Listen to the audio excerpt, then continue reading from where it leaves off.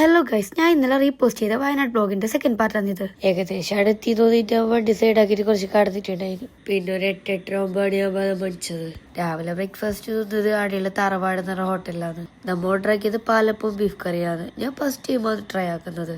എല്ലാരും ഈ പാലപ്പം എന്ന് പറഞ്ഞാൽ ഭയങ്കര ഹൈപ്പ് കൊടുത്തിട്ട് വരില്ല. എനിക്ക് അങ്ങനെയൊന്നും തോന്നിട്ട് എനിക്ക് അത്ര ഇഷ്ടപ്പെട്ടിട്ട. ആ ഹോട്ടലത്തെ ഫുഡിന്റെ പ്രശ്നം അല്ലെങ്കിൽ അങ്ക ടേസ്റ്റ് ഇഷ്ടപ്പെടാത്ത എന്ത് കഥ എനിക്കറിയില്ല. പിന്നെ കറിക്കും നല്ലൊരു ഉപ്പ് കൂടിയിട്ടുണ്ടായിന്. അങ്ക റെസ്റ്റോറന്റിലത്തെ ഫുഡ് അത്ര ഓക്കെ ആയിട്ടേ ഇല്ല. പിന്നെ നമ്മങ്ങനെ നേരെ പോയത് സ്റ്റേ ആക്കാനുള്ള റിസോർട്ട് നോക്കാനാണ്. നമ്മ വരുമ്പോ നോക്കി വെച്ചിട്ടുണ്ടെങ്കിലും ബുക്ക് ചെയ്തിട്ടുണ്ടായിട്ട. അവിടെ പോയി ഡയറക്റ്റ് എടുക്കാറുണ്ടായത്. നമുക്കൊരാൾ കാണിച്ചത് ഈ റിസോർട്ട് പക്ഷെ ഒരു വിജനമായ സ്ഥലം പോലെ കുറെ ഉള്ളേരിയയിലാണ് നമ്മ പോയെന്ന് ആരും ഉണ്ടായിട്ടാ സ്റ്റേ ആക്കാൻ. അത് നോക്കി നടത്തുന്ന ഒരു ഫാമിലി മാത്രമേ ഉണ്ടായിട്ടു. പിന്നെ അവിടെ ഫുഡിന്റെ സെറ്റപ്പ് ഒന്നും ഉണ്ടായിട്ടാ. പുറത്തുനിന്ന് തിന്നിട്ട് വന്നിട്ട് കിടക്കേണ്ടത്.